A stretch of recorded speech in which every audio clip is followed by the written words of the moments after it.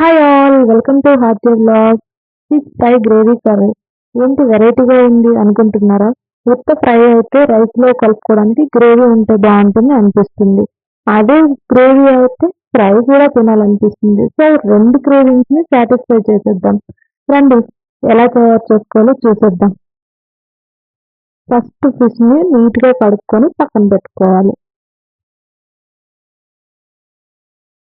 ముందుగా fish fry కోసం ముందుగా ఒక ప్లేట్లో ఒక స్పూన్ అల్లం వెల్లుల్లి పేస్ట్, ఒక స్పూన్ ఆనియన్ పేస్ట్, ఒక స్పూన్ శనగపిండి, 1½ స్పూన్ బియ్యం పిండి, అదేనండి రైస్ ఫ్లోర్ వేసుకొని ఇందులోనే ఒక హాఫ్ స్పూన్ వరకు పసుపు, 2½ స్పూన్ల వరకు కారం, టేస్ట్కి సరిపడా salt, half spoon garam masala, half spoon ధనియా పౌడరు, అరచెక్క నిమ్మరసం కూడా వేసుకొని కొద్దిగా వాటర్ యాడ్ చేసుకొని అవసరం అనుకుంటేనే బాగా పేస్ట్‌ని బాగా కలుపుకోవాలి.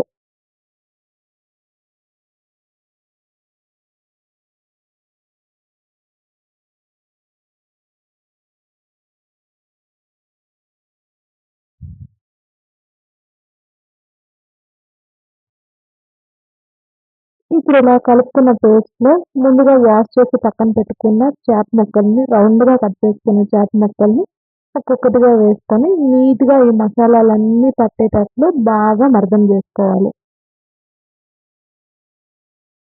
ఇలా మసాలాలన్నీ పట్టించిన చేప ముక్కల్ని అట్లీస్ట్ హాఫ్ అన్ అవర్ పక్కన పెట్టుకొని మ్యారినేట్ చేసుకోవాలి. అప్పుడు మసాలాలన్నీ ముక్కలకి బాగా పడతాయి.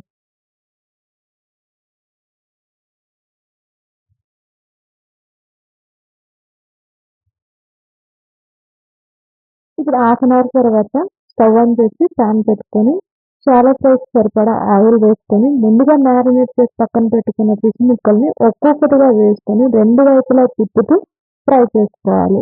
గోల్డెన్ బ్రౌన్ కలర్ వచ్చేంత వరకు ఫ్రై చేసుకోవాలి ఈ ముక్కల్ని. ఇప్పుడు ఇలా బాగా ఫ్రై చేసుకున్న ముక్కలన్నింటినీ ఒక ప్లేట్లో తీసుకొని పక్కన పెట్టుకోవాలి.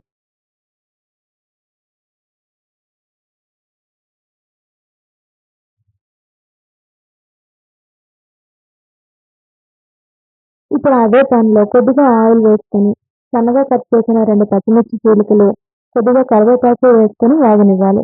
ఇలా కరివేపాకు, పచ్చిమిర్చి వేగిన తర్వాత ఒక 2 ఆనియన్స్‌ని పేస్ట్ చేసుకొని ఆ పేస్ట్‌ని కూడా వేసి ఆనియన్ పేస్ట్ పచ్చివాసన పోయేంత వరకు వేయించుకొని ఒక స్పూన్ వరకు అల్లం వెల్లుల్లి పేస్ట్ కూడా వేసుకొని బాగా వేగనివ్వాలి. అల్లం వెల్లుల్లి పేస్ట్, ఆనియన్ పేస్ట్ అన్నీ పచ్చివాసన పోయేంత వరకు వేయించుకోవాలి.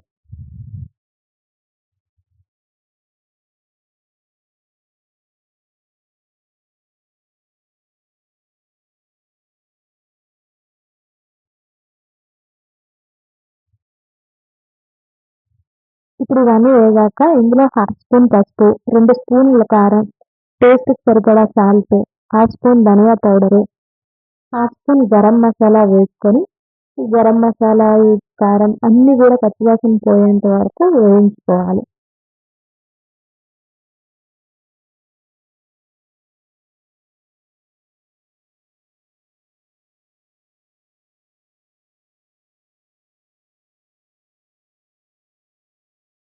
ఇప్పుడు ఈ మసాలాలన్నీ బాగా వేగాక ఇందులో ఒక చిన్న గ్లాసుడు వాటర్ వేసుకొని మరగనివ్వాలి.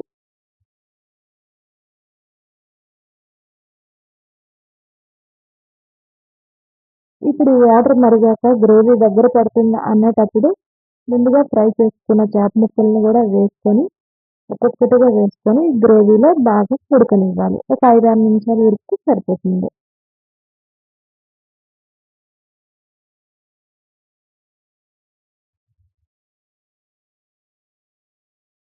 ఓ 5, 6 నిమిషాల తర్వాత ఇంకో వైపు కూడా చూపిస్తున్నట్టు తిప్పుకొని ఉడకనివ్వాలి. చేప ముక్కలకి ఈ గ్రేవీ, మసాలాలు బాగా పట్టేటట్లు ఉడకనివ్వాలి. అప్పుడే టేస్ట్ చాలా బాగుంటుంది. ఇప్పుడు గ్రేవీ అంతా దగ్గర పడుతుంది అనేటప్పుడు చివరిలో కొద్దిగా కొత్తిమీర చల్లుకుంటే అంతే, ఎంతో టేస్టీగా ఉండే fish fry gravy curry ready. Fry, gravy రెండిటిని కూడా ఎంజాయ్ చేయొచ్చు. రెండు క్రేవింగ్స్‌ని కూడా సాక్రిఫైస్ చేయొచ్చు. టేస్ట్ కూడా అంతే బాగుంటుంది. చాలా అంటే చాలా బాగుంటుంది. ఒకసారి ట్రై చేసి చూడండి. తప్పకుండా మీకు నచ్చుతుంది.